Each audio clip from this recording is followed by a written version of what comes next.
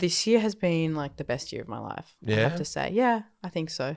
It's been an epic year. Yeah. On and up from here. Like, honestly, this is just like the springboard of, everything coming. It's good. I think we spoke about collab. Remember, we were on the phone talking about collab, and Chris, she said she's going to do a collab. Chris is laughing. See? That's what everyone tells us. yeah, we'll do your collab. Like Chris, we go. All right, because we've been broken hearted that many times.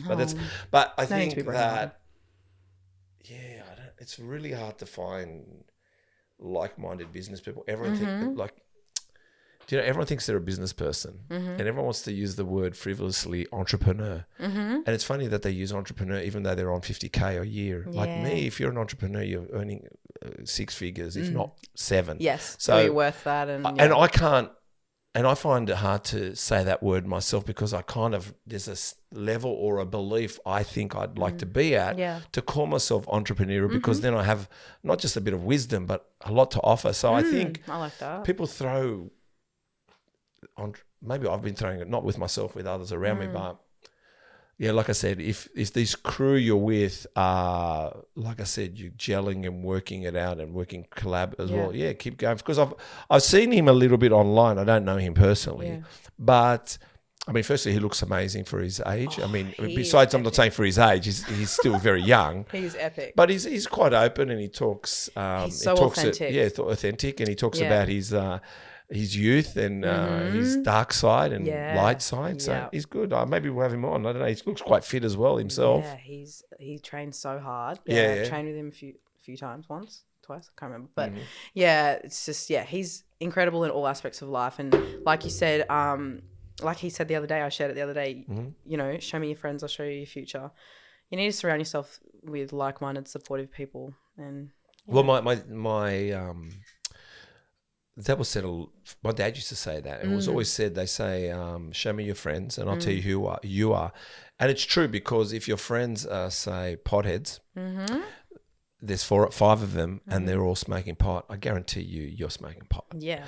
But if you're 5, Hamosi, have you heard of Hamosi? What's his first name, Chris? Alex Hamosi. He's a big gym guy in America, but he does acquisitions. He's multi-millionaire. He wears basically his uniform is quite, built, but not built. That's Hamosi.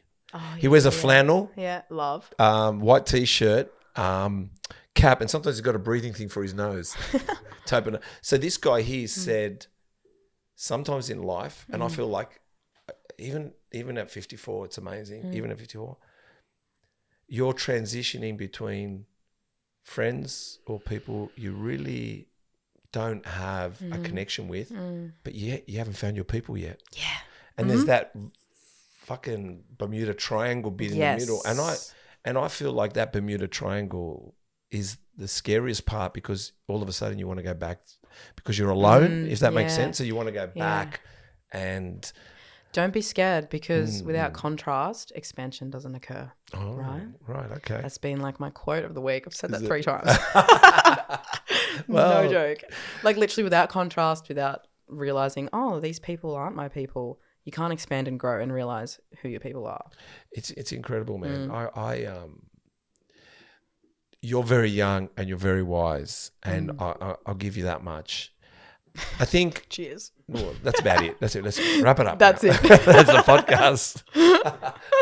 We didn't get to the bunny. But anyway, but it's a funny world because I think me and what I've realized, doesn't matter who we are and want to be, we're always dragged in where we've hung around in the past. Don't ask me. What I'm trying to say to you is, I don't have any entrepreneurial or business friends. There you go. I don't want to say I'm fairly lonely, but I don't. We're all lonely. No, but but even in relatives. Yeah. Really.